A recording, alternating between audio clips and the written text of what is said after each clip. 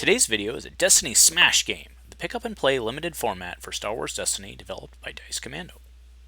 This video and others like this one are possible thanks to viewers like you. Please show your support with a like and subscribe, and be sure to hit the bell notification icon so you don't miss any new videos. If you want to get involved with the channel, consider becoming a channel member. There are many benefits to channel membership, including access to our Discord, exclusive deck tech and strategy videos, and the opportunity to help create channel content. I want to sincerely thank all our channel members, as I truly couldn't do this without your support. You guys rock. Go Commando. Alright, this is SwagDean again with Dice Commandos, and here, after the release of Phase 2, DestinySMASH, we've got a whole bunch of characters to choose from, and I wanted to go through and rank them. Top to bottom, who am I most excited to see, who am I least excited to see. Now, the goal of DestinySMASH is to have all these characters be very similar in power, so no matter who you get, you got a great shot.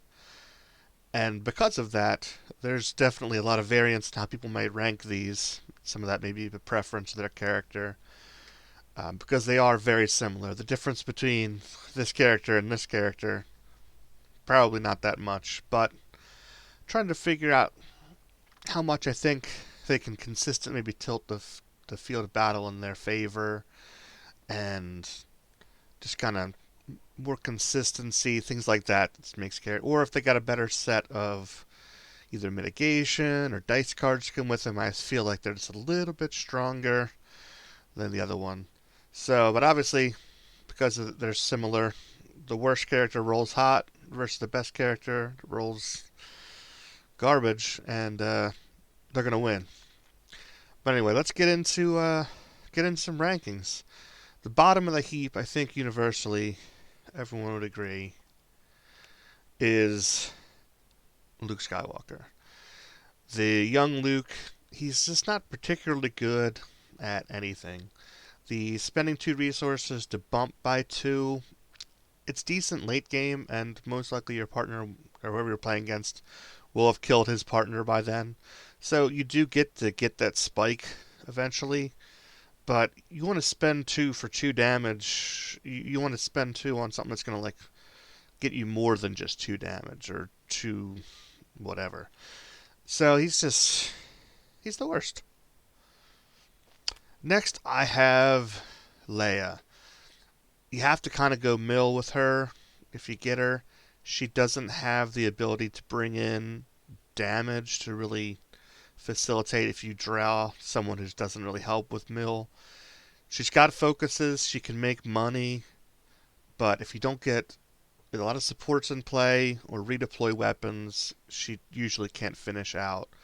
The healing is strong, the mill is obnoxious, but she can draw a bad pairing and just not really deliver for you.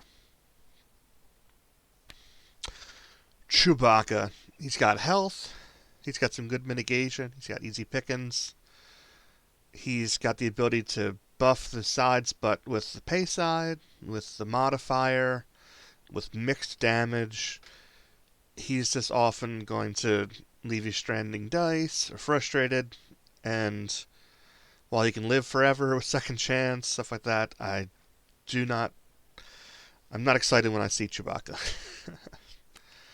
Next is actually Bosk. I was so excited about Bosk coming into it, I actually got to write a spoiler article about him.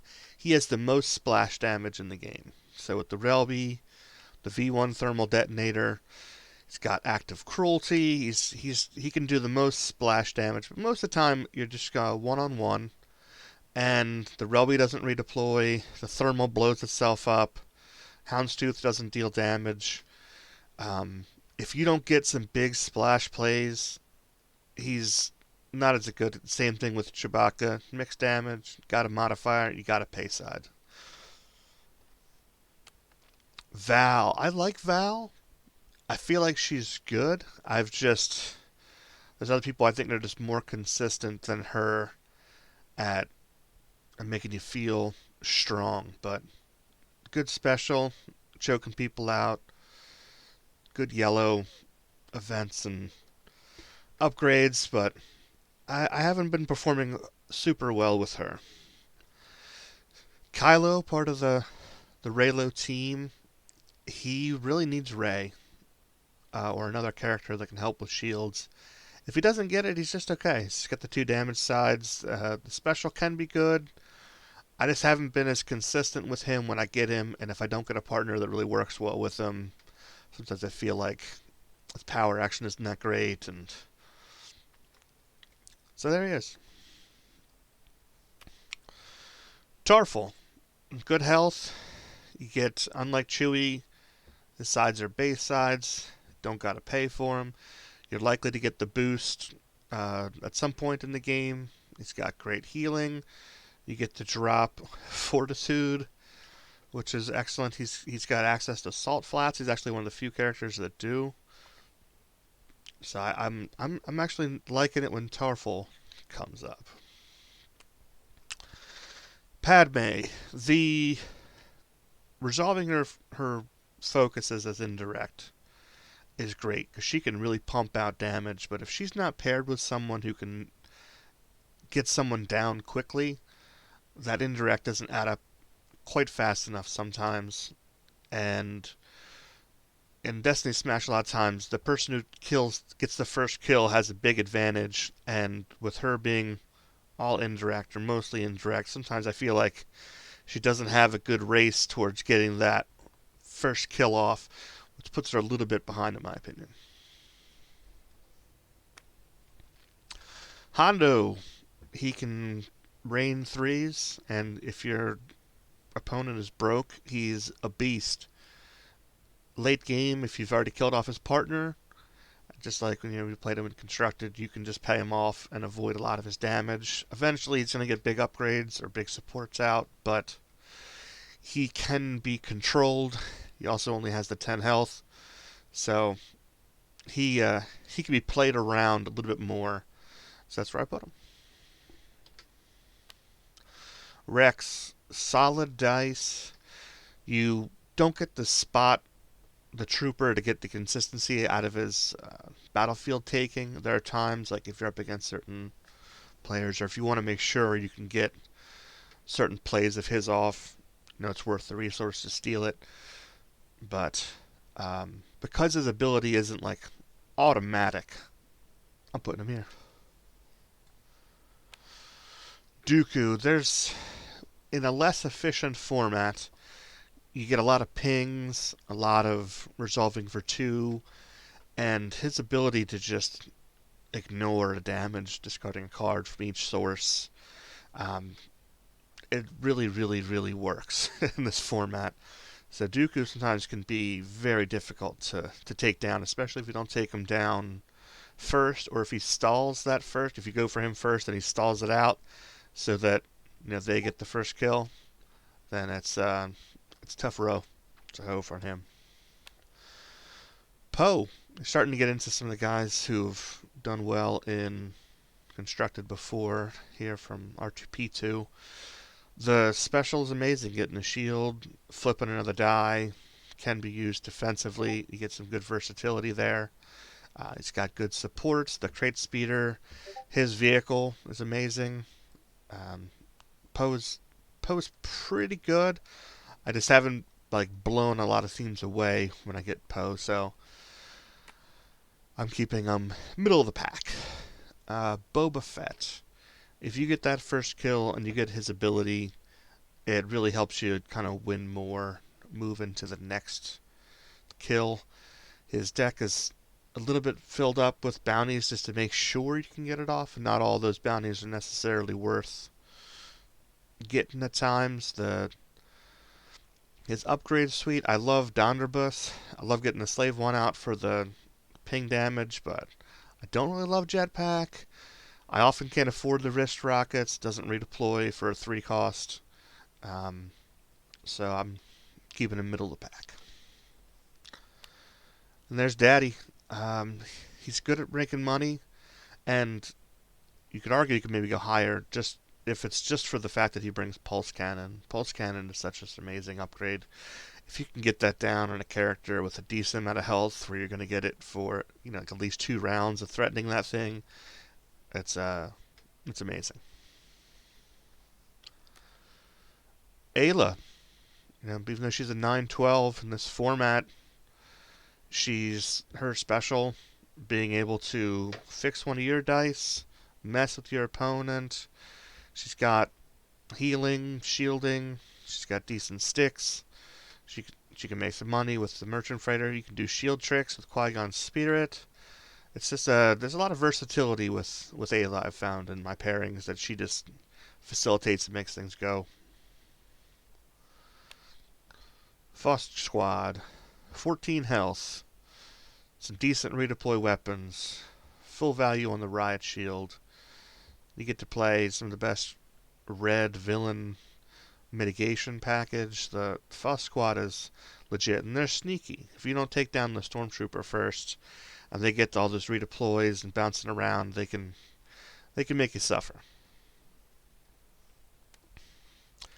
K2, who was overshadowed when he first came out, is pretty solid in this format, and especially if you can get the salvaged arm on him, where all of his sides become amazing.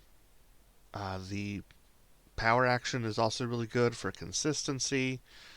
He's got a decent mitigation and healing package. The Electro Staff, if you can get that down, then that 3 can start becoming free. He actually is decent even in middle. If you salvaged arm on his discard side, you put down Erso's blaster and start ripping cards. He's got decent health, and then he can also stop the action phase if the opponent goes for him first. Like, he's strong. I've liked him actually the most in this format versus any other. Luke, red 5. Yeah, the 10 health. It's a blue hero. Not great at making money, but all of his dice stay in the pool. Ezra's lightsaber redeploys. He's got a couple vehicles. If you get his X-Wing out early, so you can just flip it to whatever side you want and stuff like that, he's really tough to beat, but you only have the 1 in your deck. You don't always get it. For that reason, he's kind of more towards the middle, but if you draw Luke, you get his X-Wing, it's early, it's amazing. Hera. I like Hera. For having the low health, just being able to automatic bring in another die. The Ghost is an amazing die. And if you get it round 1 and you're popping the shield on Hera, it negates the fact that she's got the low health. And you don't have to go all in on it. You can use the AR to bring in the Phantom for free. And, if you want to use your resources for your other character's build, you want to play your redeploy weapons, you want to play heavier mitigation, something like that. You don't have to go Ghost, but I like her with the Ghost, and then once you have the Ghost out, if you can start getting upgrades on it, she can be starting to get tough. Krennic is just really consistent. You can print money.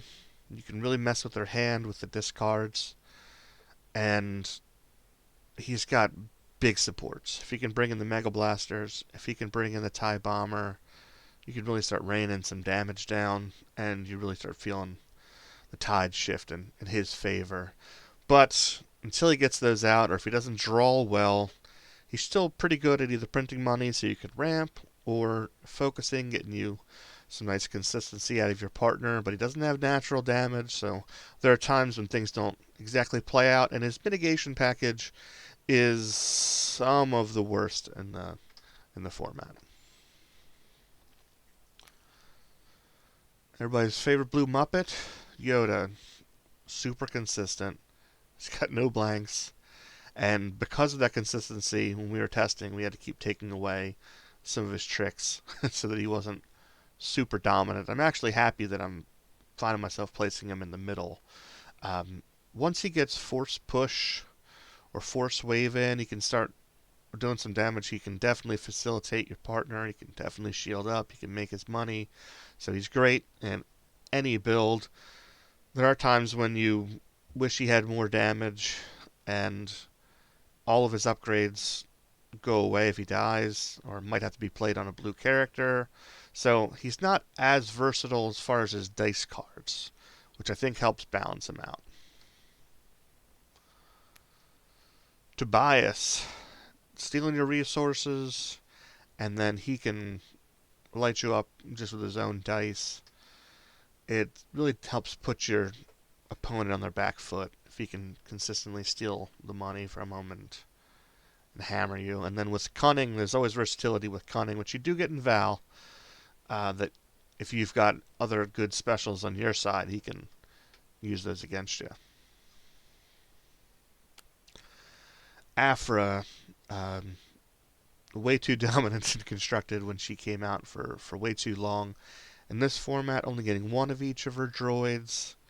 You don't always draw the droids. I know some people saw the video where Sir Christopher came back and had Afra and didn't get any of the droids. And then you just have her dice, which, with the pay side on the 1 damage side. And, so she has downsides, but she's one of the few people that can blow up stuff because she has desperate measures and vandalize. And if you can get her droids in play, just like she was in Constructed, she's a beast. These next 3, I'm just going to flip at the same time. These are your ping guys. The pinging is just nice to have. Rey, if you don't get a good shield partner, you don't always have it to start. Sometimes you need her dice to give herself a shield, and she needs it when she activates. So I have her as the third of the 3. Pong, you get a couple hero cards in there, but a lot of times, just luck of the draw, your opponent's going to be playing hero stuff, or you're going to draw another hero with them. So his ping is pretty consistent to get off. He also has Neiman Mastery, which is one of the best dice in the game. So Pong is excellent. And then Dengar, all you need is a downgrade in play, and he's pinging. And I really like Dengar. I'm always happy when I can get him.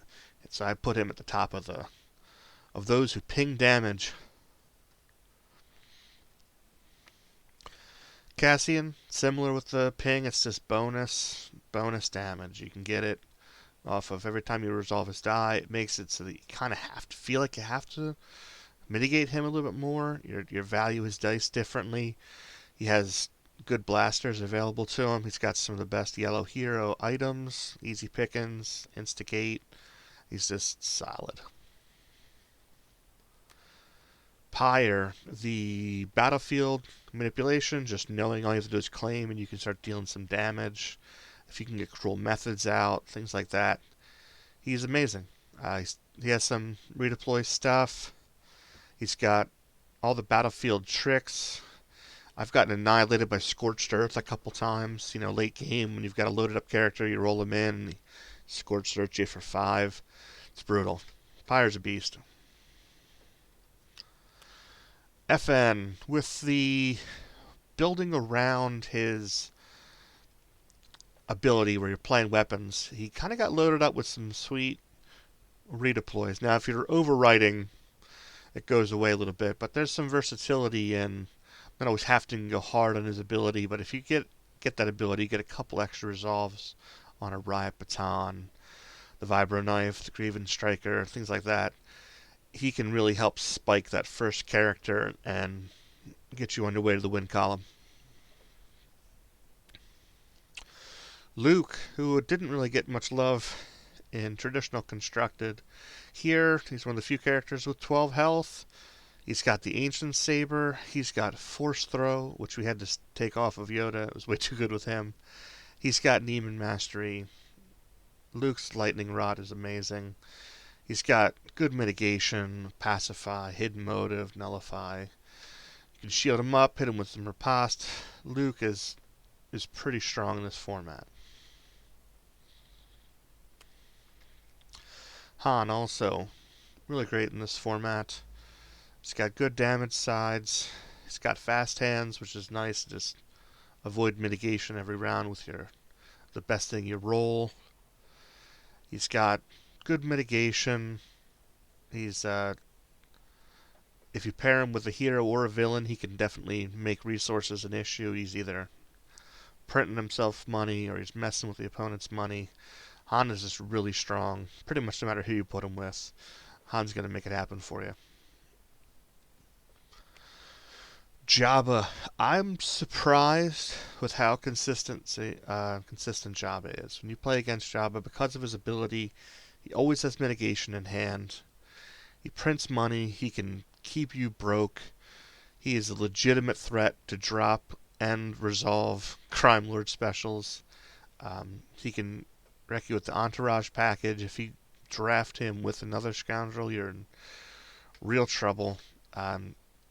I've just felt like whenever Jabba's on the table, I feel like it's an uphill battle. He's got an answer for everything. He's keeping you broke. He's taking your dice away. He's dropping bombs. He's focusing to his best stuff. Jabba is really strong in this format. Rey, bound by the Force. She's got an amazing power action. She's super tanky.